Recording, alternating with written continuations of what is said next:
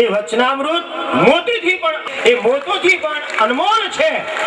तो आप सब मेरे भाई बहन के माध्यम से आप ये आशीर्वचन प्राप्त करेंगे। तो हमारे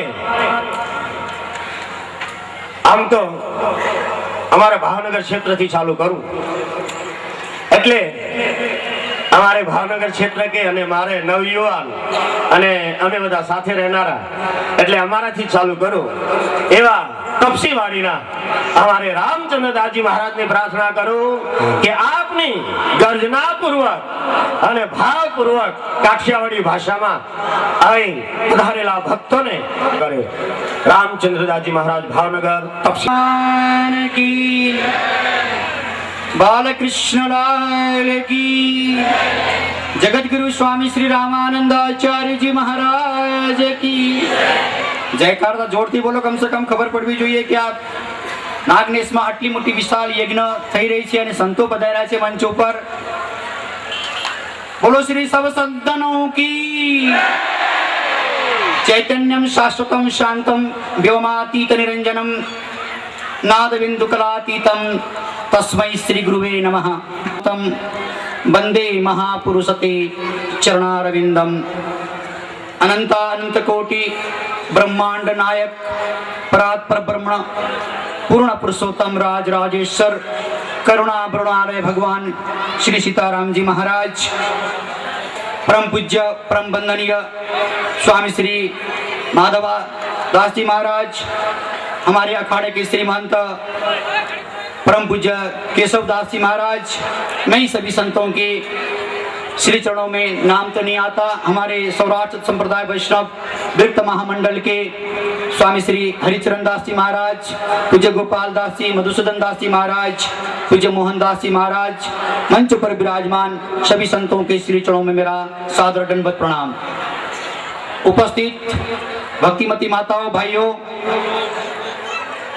यज्ञ प्रारंभ थયું તે સમય દરમિયાન પણ પૂજ્ય મહારાજ શ્રી સાથે અમે અહીંયા આવ્યા હતા ત્યારે અમને સાંજનો સમયમાં જ્યારે બહેનોનું ખાસ મીટિંગ હતું આપણને કહેવામાં આવ્યું કે આ ક્ષેત્રની અંદર યજ્ઞ માટે અગર સમર્પિત ભાવનાથી અગર કોઈ કામ કર્યું હોય અને બધાય લોકોને એક સાથે એક જગ્યા ઉપર કોઈને ભેગો કર્યું હોય, આ પહેલું ગુજરાતની અંદર જ્યાં સુધી હું સંતોના આશીર્વાદથી એટલું સમજી શકું છું કે આ પહેલું એક દાખલો છે કે નાગનેશ ગામ ને ભગીરથી ગંગાના માધ્યમથી તમામ સંતો એક ભગીરથી ગંગા આવી, અહીંયા તો ગંગા યમુના સરસ્વતી અને તમામ સંતો અને આચાર્યશ્રીઓ મંચ ઉપર છે।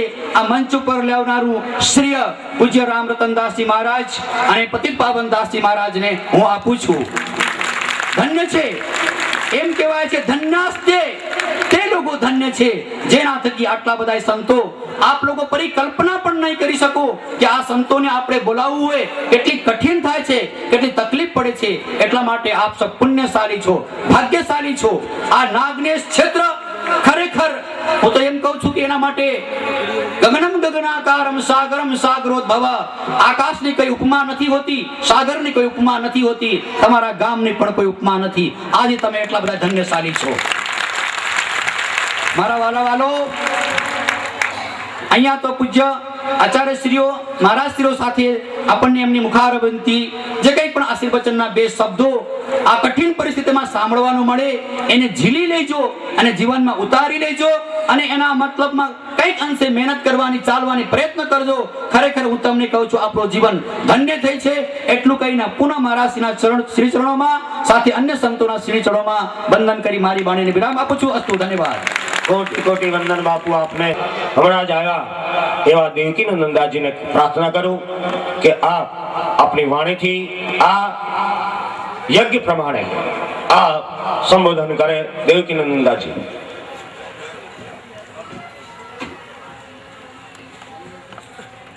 अहीं બધા સેવકોને મારે ખૂબ ધન્યવાદ આપવાના પછી આપીશ જેને આયા આ લાભ આપ્યો છે એમને।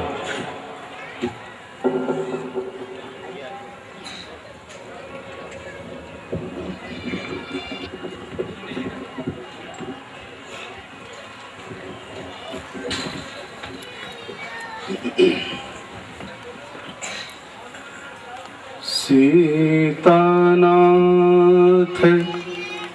समारम्य पर्यन्तां वन्दे गुरु परम्पराम् रामानन्दं परमसुखदं केवलं ज्ञानमूर्तिं द्वन्द्वातीतं विमलमचलं सर्वधी साक्षिभूतं भावातीतं त्रिगुणरहितं सद्गुरुं तं नमामि भावातीतं त्रिगुणरहितं सद्गुरुं तं नमामि।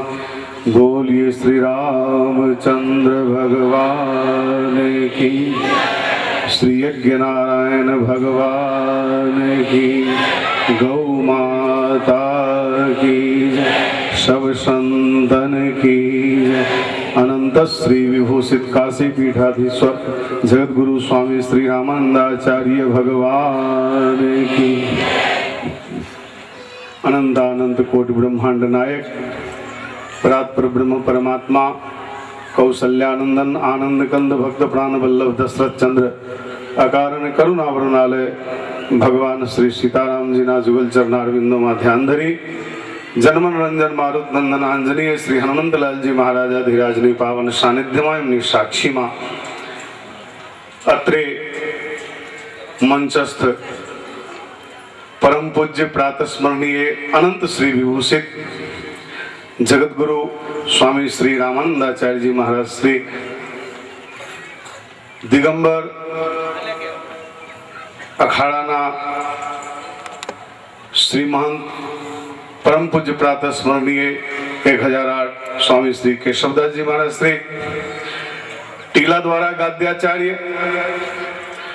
डाकोर पीठाधीश्वर परम पूज्य प्रातः स्मरणीय 1008 महाराज श्री श्री माधवाचार्य जी महाराज श्री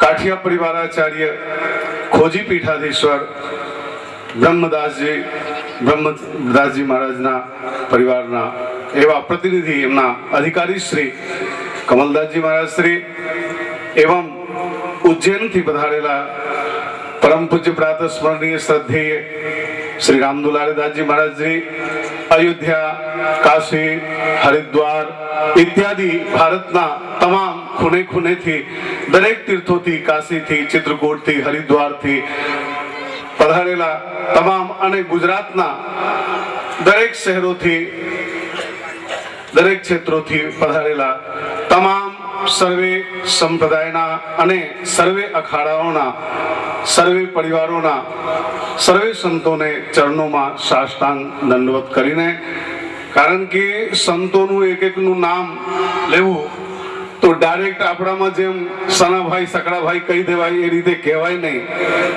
एमने विशेषण साथे नाम लेवू એટલે જે મારે અંદરથી કહેવાનું છે એ નામમાં જ પૂર્તિ થઈ જાય માટે જેમ એક ખોબો જલ લઈને અને સૂર્યનારાયણને અર્પણ કરીએ अथवा समुद्र ने अर्पण करिए तो तमाम देवी देवताओं ने अर्पण थई जाए ए रीते आपना सहुना वतीथी हूँ सर्वे संतोना चरण में साष्टांग दंडवत प्रणाम करी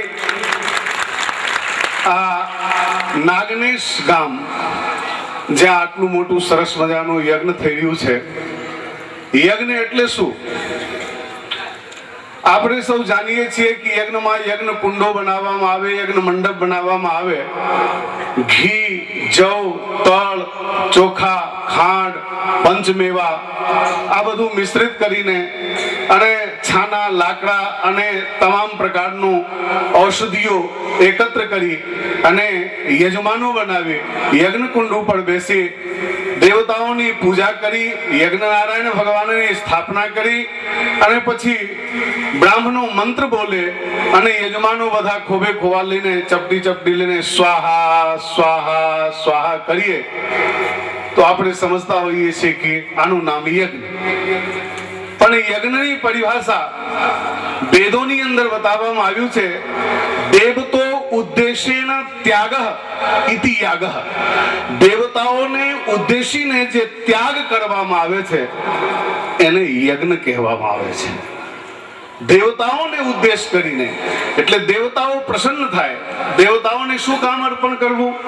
કારણ કે દેવતાઓ પ્રસન્ન થાય અને યજ્ઞના ધૂમ્રથી, યજ્ઞમાં જે ધુમાડો થાય એ ધુમાડા આકાશમાં જાય, એનાથી વાદળ બંધાય, વાદળ બને અને અહીંયાથી વરસાદ વરસે અને એ વરસાદથી અન્ન પાકે અને અન્ન એ મનુષ્યનું મૂળ જીવન રક્ષણ વસ્તુ છે.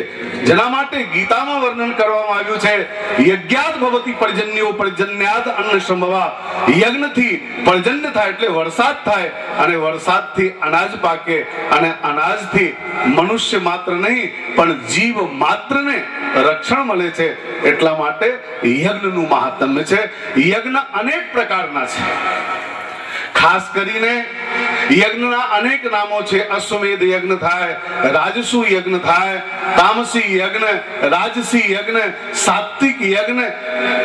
સાત્વિક યજ્ઞ એને કહેવામાં આવે ફક્ત કેવલ માત્ર પરમાત્માને પ્રસન્ન કરવા માટે જે યજ્ઞ કરવામાં આવે છે, જેમાં કાંઈ લેવાની ભાવના ન હોય.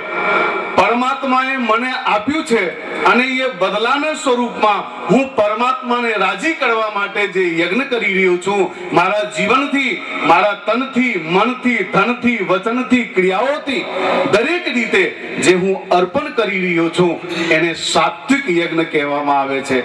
રાજસી યજ્ઞ કે આ યજ્ઞ કર્યા પછી આના બદલામાં મને કંઈક પ્રાપ્ત થવું જોઈએ, એને રાજસી યજ્ઞ કહેવામાં આવે. અને તામસી યજ્ઞ ત્રીજા પ્રકારનું, હું ફલાનાનું આ યજ્ઞ કરીને નિકંદન કાઢી નાખું, ફલાનાનું બેડો ગરક કરી નાખું, ફલાનાની સાથે મારે વેર છે એ બદલો લેવા માટે જે રીતે રાક્ષસો કરતા હતા. અને સાત્વિક યજ્ઞની અંદર સાત્વિક વસ્તુઓ, સાત્વિક પદાર્થોનું જ આહુતિ આપવામાં આવે છે. રાજસીની અંદર રાજસી પદાર્થોનું આહુતિ આપવામાં આવે છે. તામસી યજ્ઞની અંદર તામસ પ્રધાન વસ્તુઓની અર્પણ કરવામાં આવે છે. અહીં જે યજ્ઞ છે એક નવા પ્રકારનું યજ્ઞ, જે ગુજરાતમાં લગભગ, જ્યાં સુધી હું ગુજરાતમાં લગભગ 35 વર્ષથી છું અને 35 વર્ષની અંદર સૌથી પહેલામાં પહેલું યજ્ઞ એ પવનકુમારદાસજી મહારાજની પાસેથી અહીં નાગનેશ ગામમાં જોવાનું, સાંભળવાનું મળ્યું, જે ગૌ માટે યજ્ઞ.